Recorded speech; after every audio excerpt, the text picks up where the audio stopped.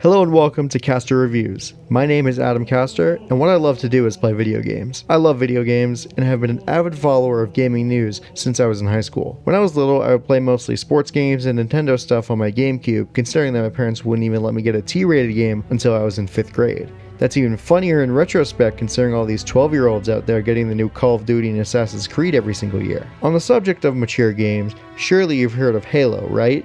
How could you not? It's one of the most popular first-person shooters out there, with its own esports league and everything. Since its release in November of 2001, Halo Combat Evolved was the killer app to put Microsoft's Xbox squarely in the conversation with Sony and Nintendo as console giants. These things happen when your game sells 3 million copies by 2003. Plus, Halo characters and themes have popped up in all sorts of games, like the Arbiter duking it out in the rebooted Killer Instinct, and a Halo-themed showcase in Forza Horizon 4, fully drivable Warthog included. Here's my history with the Halo franchise. The first M-rated game I ever played was not one that I owned, but one that I could not possibly get. I was in 7th grade, I had just turned 13, and I was over at my friend Brian's house. He had just picked up a copy of Halo 3 ODST and was stoked as hell to play it. At the time, I had no idea what Halo was, but when I saw the game, I was pretty amazed at how it looked, considering all I had at the time was the Wii, which couldn't play HD games. I barely got to play because my friend was a bit of a hog, but the one time I actually got to play, I blew up a Phantom with a rocket launcher and lost it. I mean, I was 13 years old, it just caused a massive explosion, of course. I'd be excited. It was a new experience and I wanted to play all the Halo games ever since. I got back into the series with Halo Reach when I got my Xbox 360 in high school, and still am invested to this day. When I recently got an Xbox One after freshman year of college, one of the first games I decided to buy was the Halo Master Chief Collection. It was this collection that introduced me to the entries in the series that I hadn't played yet. Plus, since Halo Infinite, the newest iteration, is hopefully going to be shown at E3, I wanted to look at the series' roots and if it passes what I will call the age tests. Do its mechanics and design hold up today and are worth playing over other iterations in the series or other games in the genre? So, without further ado, this is Halo Combat Evolved. The story of Halo seems simple, but it's pretty deep if you want to go down that route. There is countless expanded universe material that you can sink your teeth into, but for right now I'm sticking to the games. Also, just saying, spoiler alert, you've been warned. Halo Combat Evolved begins in media res with the UNSC, that's the United Nations Space Command, escaping from the Covenant, a religious cult of aliens, in slip space due to events that will be explained 9 years later with the release of Halo Reach. The Covenant followed the ship, known as the Pillar of Autumn, and boarded it, causing Captain Jacob Keyes to employ desperate measures. Well, that's it then. Bring the ship back up to Combat Alert Alpha. I want everyone at their station. Everyone, sir? Everyone. And Cortana. Let's give our old friends a warm welcome. I've already begun. This meant that they needed to wake the Master Chief, a Spartan 2 super soldier, from his cryosleep. After going to the bridge to meet the captain, the Chief was entrusted with Cortana, the ship's AI that contained valuable military secrets.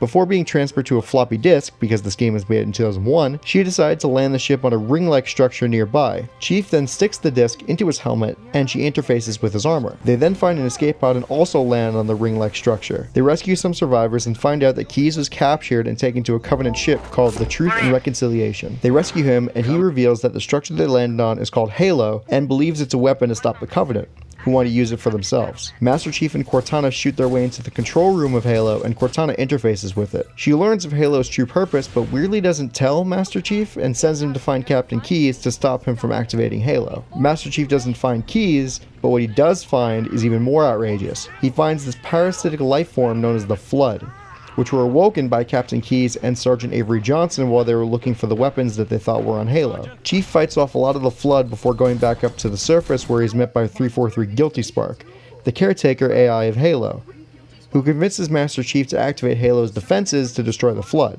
After going through one of the worst fucking levels in the entire game to retrieve Halo's activation index, Master Chief and Guilty Spark are transported back to Halo's control room. A seriously pissed off Cortana tells the Chief that he's been duped this entire time and that Halo doesn't wipe out the Flood, it wipes out their food, i.e. all life in the galaxy. Is it true? More or less. Technically, this installation's pulse has a maximum effective radius of 25,000 light years. But once the others follow suit, this galaxy will be quite devoid of life. or at least any life with sufficient biomass to sustain the flood. But you already knew that. I mean, how couldn't you? Left out that little detail, did he? As a result, Chief and Cortana decide to destroy Halo and take the index with them. They decide to do so by going back to the crash site of the Pillar of Autumn to set off its nuclear reactor, but to activate the self-destruct sequence they need Keyes, or at least his neural implants. So the pair return to the Truth and Reconciliation, where Keyes was taken after being infected by the Flood, which at this point has taken over Covenant and humans alike. They find Keyes in a Flood cocoon looking thing, but he's too infected to be saved, and Master Chief rips the neural implant out of his head, killing him. But Cortana said that's what he would have wanted, dying a noble death. We can't let the Flood get off this ring. You know what he'd expect. What he'd want us to do. They then return to the crash site of the Pillar of Autumn and activate the self-destruct sequence on the bridge using Keyes' implants. Guilty Spark starts the timer of the sequence, and then with no other options, Master Chief and Cortana decide to manually destroy the reactors with rocket launchers and grenades. After that, Cortana calls for a pickup and they race to the landing zone, but the Pelican that was supposed to pick them up was shot down. As a result, they drive a bit further and take another ship off the Pillar of Autumn, cutting it ridiculously close. But they do escape, and pieces of Halo blow off and destroy it. After that, Chief and Cortana have a brief discussion about what they just did, and the screen fades to black. We're all that's left. We did what we had to do for Earth. An entire Covenant armada obliterated, and the Flood. We had no choice. Halo, it's finished. No. I think we're just getting started.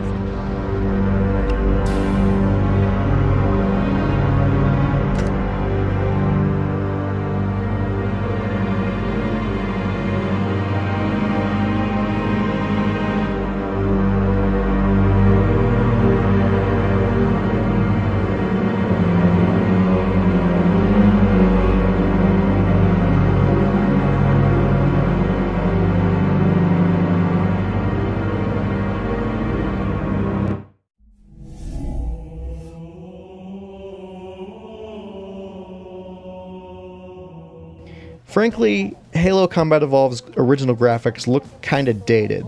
The textures don't have too much detail on them, and the level design later in the game is pretty guilty of copying and pasting rooms. Sometimes it's hard to navigate areas because there aren't too many landmarks, which is especially true when you backtrack in the second half of the game. Also, maybe this is something with my TV, but the game is ridiculously dark at times, making the flashlight essential for progression, which would be fine, but the flashlight has limited battery life, and I don't know why. I like how visibility was handled in later games because your light source lasts indefinitely until you turn it off. But with the Master Chief Collection, there's an option for updated graphics and sound, which looks eons better. The graphics update comes courtesy of the Halo Combat Evolved Anniversary Edition, which this version of Halo 1 was based off of. The remastered graphics also fixed the visibility problems I had before, so score 1 for modernity. I'd much rather play on the remastered visuals any day of the week, and if you don't have any sort of nostalgic attachment to the OG Xbox, I'd recommend that method as well. Halo's what I would call a game with symmetrical settings. You go through half the game with entirely new stages, and then backwards in the second half where you end up back where you started but everything looks different. Thematically, I think it's cool that you get to go back to the autumn at the end of the game and stand exactly where you stood 7 to 8 hours ago, but other times the levels don't undergo as much of a change that the autumn did.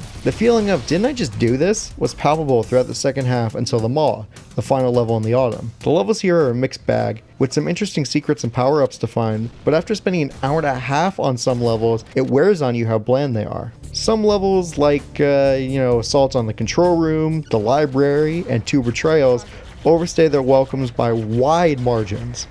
A lot of it is doing the same thing over and over again. Go into the room, kill some Flood. Go into a room, kill some Flood. Ad nauseum. The way that the later levels of the game were designed took me out of the experience. I was bored and frustrated, which was exasperated by another gameplay feature, but more on that later. The soundtrack and sound design are iconic. I love this soundtrack so much. My favorite track is either the main theme, which I've been humming throughout the entire process of making this review, or Rock Anthem to Saving the World, which is basically a rock guitar remix of the main theme. Marty O'Donnell McDonald is one of the best composers out there, and his score feels epic. The sound design is also pretty good, the voice acting is top notch, which is saying a lot for 2001 video games. The sound effects for the weapons are also great. Some of my favorites are the Magnum and the shotgun for just how punchy they are. I'm a sucker for very punchy sound effects, and all of Halo's guns actually feel like guns and not Nerf rifles. The one sound effect that annoys the crap out of me is the beeping sound when you lose your shield. I get that it's supposed to alert you to danger, but it gets irritating when I hear a lot of it throughout the later half of the game.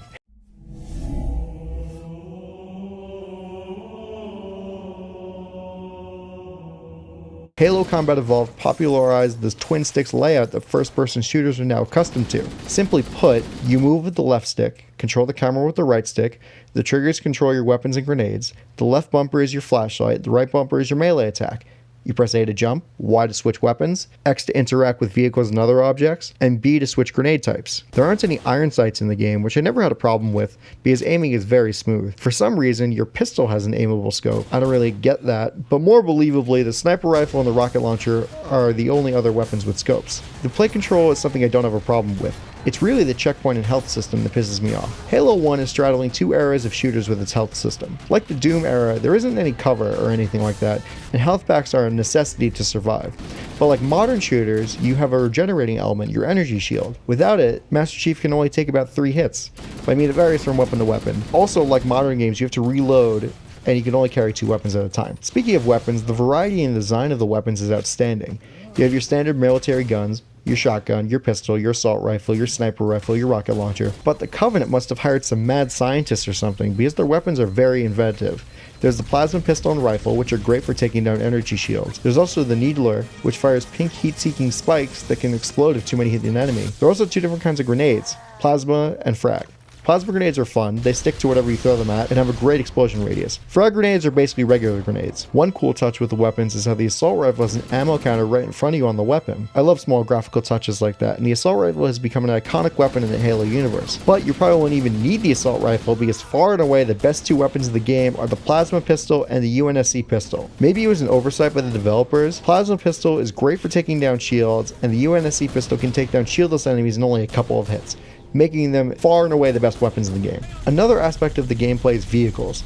Whether it's the dune buggy like Warthog or the alien fighter jet Banshee, the options are there to make traversing some levels easier. Of course, there are situations where driving is mandatory, like the ending and getting higher up in the control room levels, but most of the time it's up to the player, which I like. Vehicles are a fun addition to gameplay, even though the Warthog doesn't feel like it has any weight to it. All of the vehicles feel like an extension of Master Chief's abilities, since they're controlled the same way, speeding up with the left stick and steering with the camera. It takes some getting used to for sure, but after the second mission it should feel pretty natural. My main complaint with the gameplay is the checkpoint system.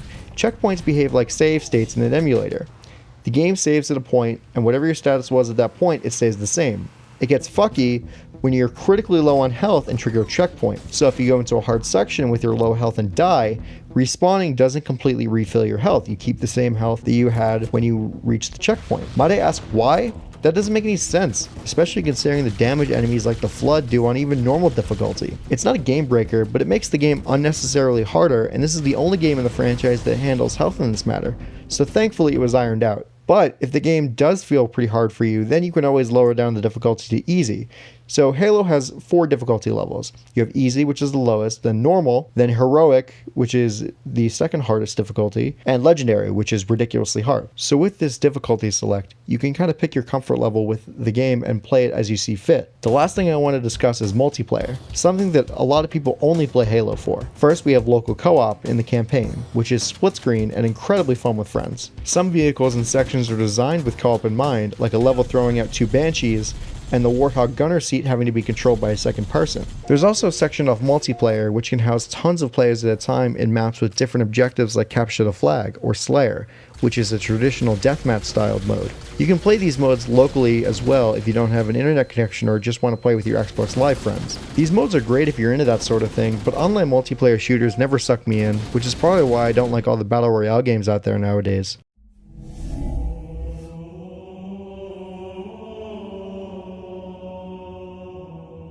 In summary, Halo Combat Evolved has some flaws that hold it back from being the masterpiece that everybody says it is. It definitely feels like the first game of a franchise, which usually are not that good. The story, control scheme, and sound design are excellent. The level design can be bland at times, and the checkpoint system is aggravating. So does this game pass the age test? In my opinion, not really. There are a few other Halo games I'd rather play instead of Combat Evolved, but I would still recommend playing it not only for the story, but to see where the franchise started. All in all, let me know what you think about my opinion and what you think about Halo Combat Evolved in the comments below. Once again, my name is Adam Castar, and I'll see you next time for Halo 2.